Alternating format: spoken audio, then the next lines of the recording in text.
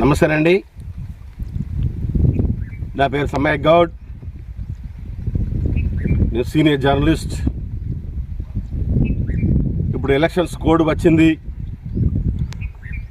తెలంగాణ రాష్ట్రంలో elections code వచ్చిందంటే చాలు రౌడీ షీటర్లను బైండ్ ఓవర్ చేస్తారు. రౌడీ షీటర్లకు ఫోన్లు చేసి మీరు పోలీస్ స్టేషన్కి రావాలని ఆయా పోలీస్ స్టేషన్ పరిధిలో వాళ్ళని పిలిపిస్తూ ఉంటారు.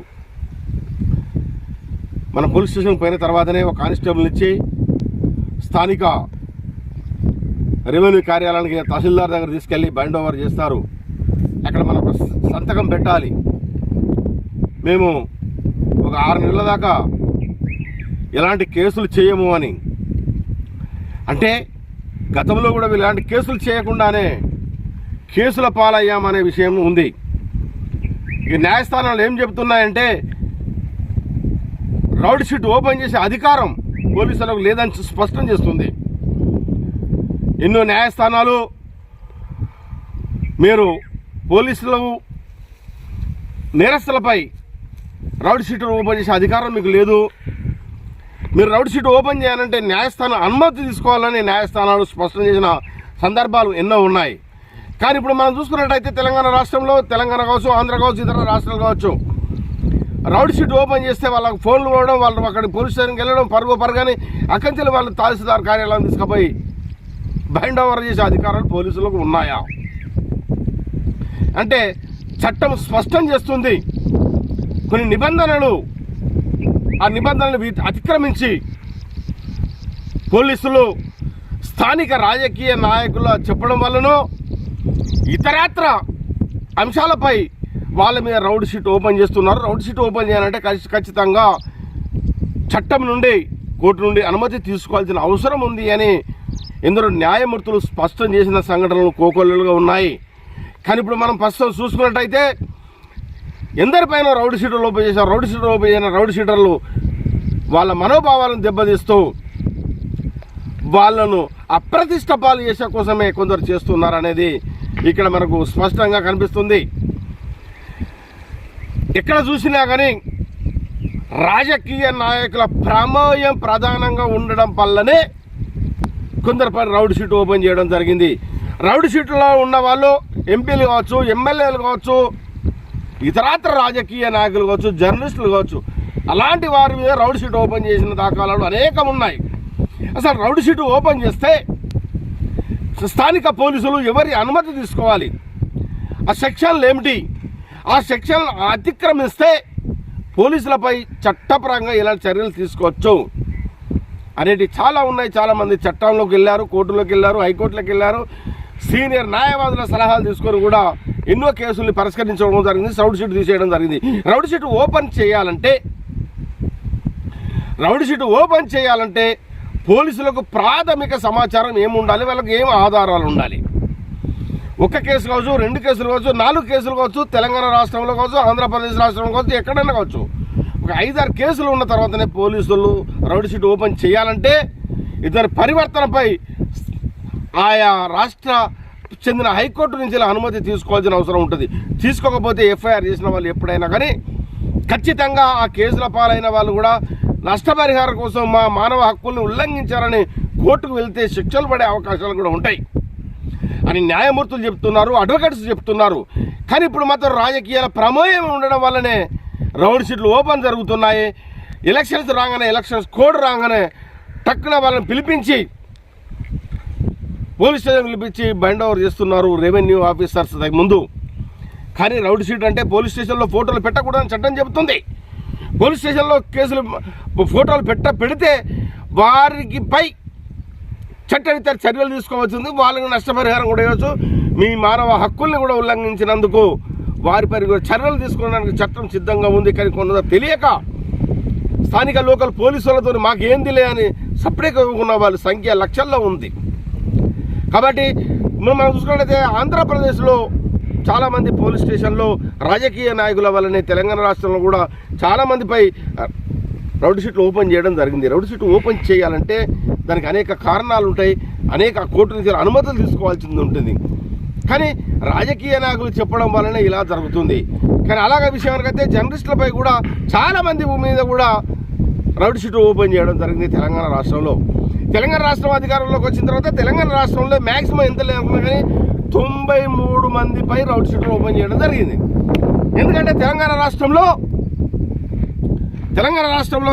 రాష్ట్రం చేసిన లోపాలని ఎత్తి చూపినందుకు గాను తెలంగాణ రాష్ట్రంలో నాయకులు చేసిన తప్పుల్ని బహిర్గతం చేయడం వల్ల కానీ తెలంగాణ రాష్ట్రంలో ఉన్న ప్రజాప్రతినిధుల్ని తప్పుల్ని వాళ్ళ అక్రమ ఆస్తుల్ని బయటికి పెట్టడం వల్ల కానీ ఆయా స్థానిక పోలీస్ స్టేషన్లో కేసులు నమోదు చేయించడం జరిగింది.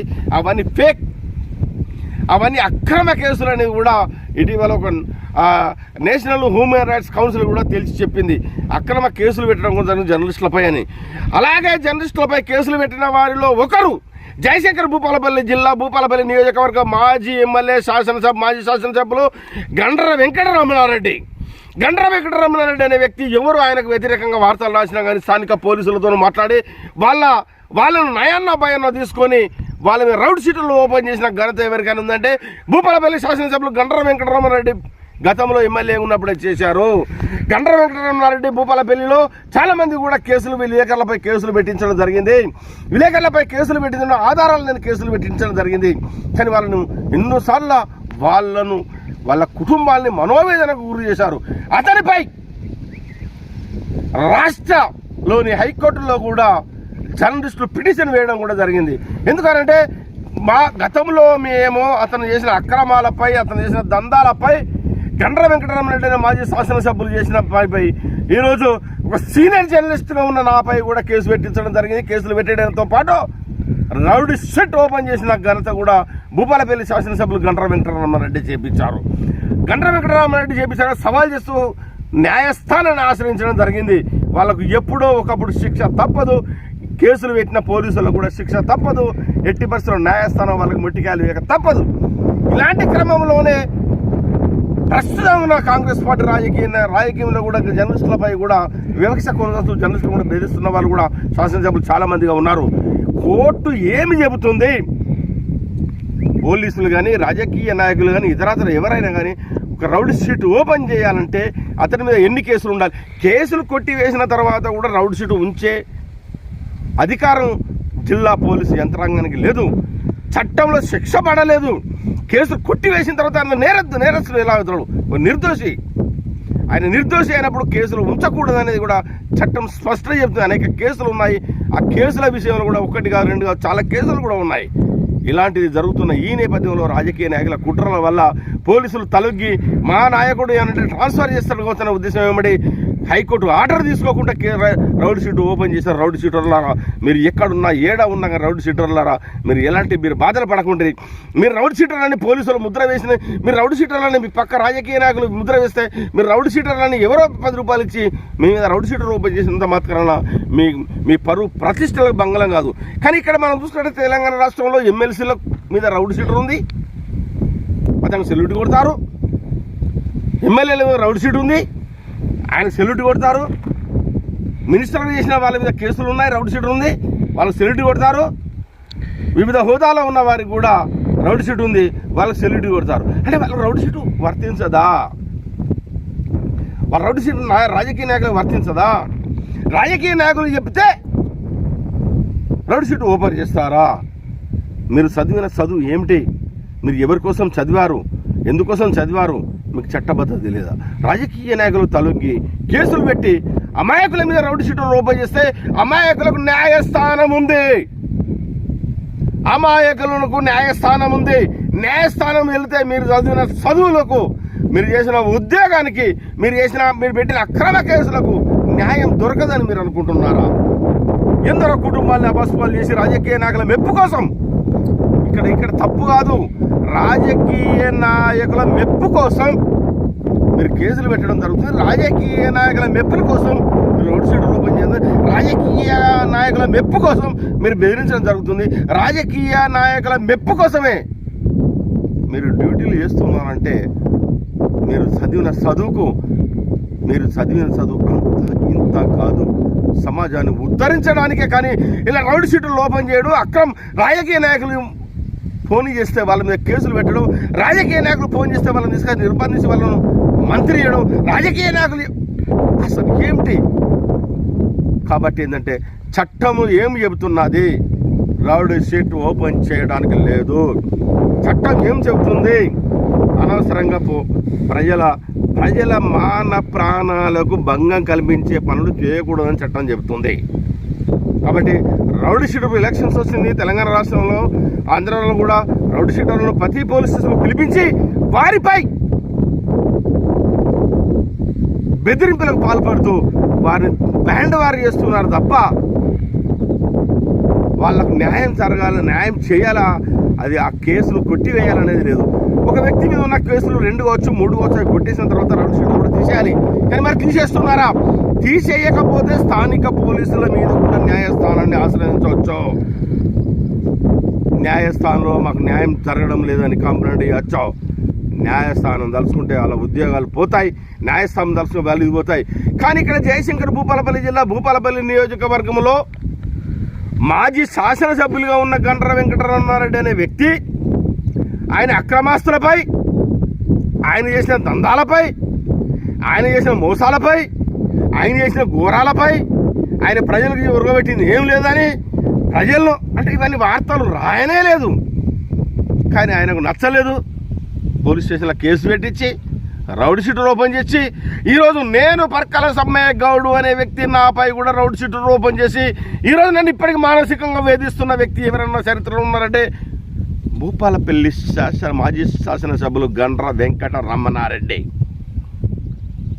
మూల్యం చెల్లించుకున్నారు. విలేకరులు అంటే పురోహితుల సమానం, విలేకరుల మీద కేసులు పెట్టిన వాళ్ళు ఎవరు? ఇది కాదు. కేంద్ర రాష్ట్ర ప్రభుత్వాలు కూడా విలేకరులు తలుచుకుంటే కూలిపోయిన సందర్భాలు ఉన్నాయి. ఈరోజు మనం చూసుకున్నట్టయితే ఒక ప్రధాన పత్రికలో గండ్ర వెంకటరమణారెడ్డి టీఆర్ఎస్ పార్టీ నుంచి కాంగ్రెస్ పార్టీలో చేరుతాడు అనేది కూడా ఒక వార్త వచ్చింది. దాన్ని ఖండిస్తూ నేను బీఆర్ఎస్ పార్టీని వీడను, వచ్చే ఈ ఎలక్షన్లో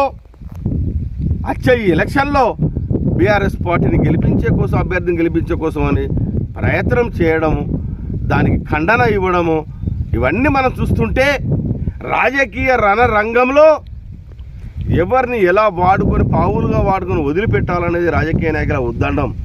కానీ విలేకరుల జోలికి ఎవరు వచ్చినా, విలేకరులపై అక్రమ కేసులు పెట్టించిన వారు ఎవరైనా కానీ బ్రతికి బట్టగట్టరు. కేంద్ర రాష్ట్ర ప్రభుత్వాలు కూలిపోతాయి.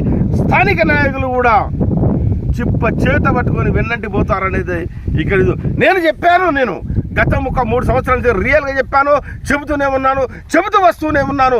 జయశంకర్ భూపాలపల్లి నియోజకవర్గంలో ఖచ్చితంగా బీఆర్ఎస్ పార్టీ ఓడిపోతుంది, ఖచ్చితంగా గండ సత్యనారాయణ గెలుతున్నానని గడకటిగా చెప్పుకుంటూనే వచ్చాను.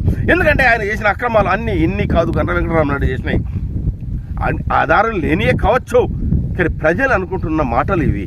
కానీ ఈరోజు అధికారంలోకి వచ్చిన వారు కూడా జర్నలిస్టులపై ఎలాంటి అఘాయిత్యాలు చేసినా కానీ సేమ్ గండ్ర వెంకటరమణారెడ్డి బయట గతే పడుతుంది.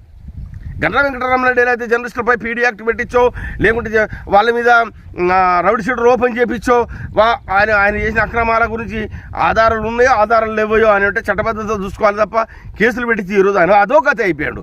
జర్నలిస్టు శాపం తాకింది. ప్రధానంగా మేడారం టీవీ శాపం తాకి భూపాలపల్లి ఎమ్మెల్యే గండ్ర వెంకటరమణారెడ్డి అనే వ్యక్తి ఈరోజు భారీగా ఓటమి పాలైందని భూపాలపల్లి నియోజకవర్గ ప్రజలు అనుకుంటున్న మాట ఇది. నీతి న్యాయం ధర్మంగా భూపాలపల్లి నియోజకవర్గ శాసనసభ్యులుగా ఎన్నికైన గండ్ర సత్యనారాయణరావు ప్రజల కోసం అహర్నిశలు కూర్చొని పదవి లేకున్నా కానీ గండ్ర సత్యనారాయణరావు ప్రజల కోసం పాటుపడుతూ ఏ పదవి లేకున్నా కానీ నా ప్రజలంటూ తిరుగుతూ గత 25 సంవత్సరాలుగా భూపాలపల్లిలో తిరుగుతున్న గండ్ర సత్యనారాయణరావుకి ఈసారి అవకాశం ఇచ్చిర్రు అంటే మీ దగ్గర తప్పు లేని గండ్ర సత్యనారాయణరావుకి అవకాశం ఎలా ఇస్తారు? ఒక్కసారి ఆలోచించండి. మీకు మా మేడారం టీవీ గోస తలిగింది, అందుకే మీరు ఓటమి పాలయ్యారు. రేపు కూడా మీకు రాజకీయ భవిష్యత్తు లేదు. భూపాలపల్లిలో మీకు రాజకీయ అవకాశాలు లేవు. భూపాలపల్లి మీరు వార్డు మెంబర్ గెలవరు, భూపాలపల్లిని కౌన్సిలర్ గెలవరు, భూపాలపల్లి ఒక సర్పంచ్ని గెలిపించలేరు. భూపాలపల్లి గోవిందా మీకు అవకాశాలే లేవు.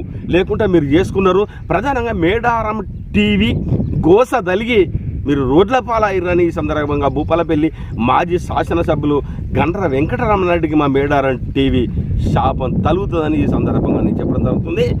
అందరికీ నమస్తే. ఈ వార్తల మంచి ఉన్న చెడు ఉన్న ఒక్కసారి ఇదండి.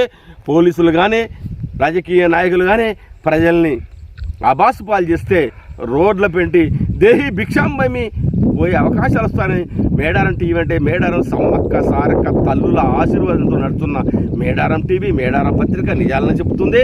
సీనియర్ జర్నలిస్ట్గా నేను సమ్మయ్య నిజంగా చెప్తున్నారు. నా మీద రౌడీ షీట్ ఓపెన్ చేసిన గండ్ర వెంకటరమణారెడ్డి గారు కూడా నా శాపం దాకి ఓటమి పాలైన ఈ సందర్భం చెప్తున్నాను. అందరికీ నమస్తే.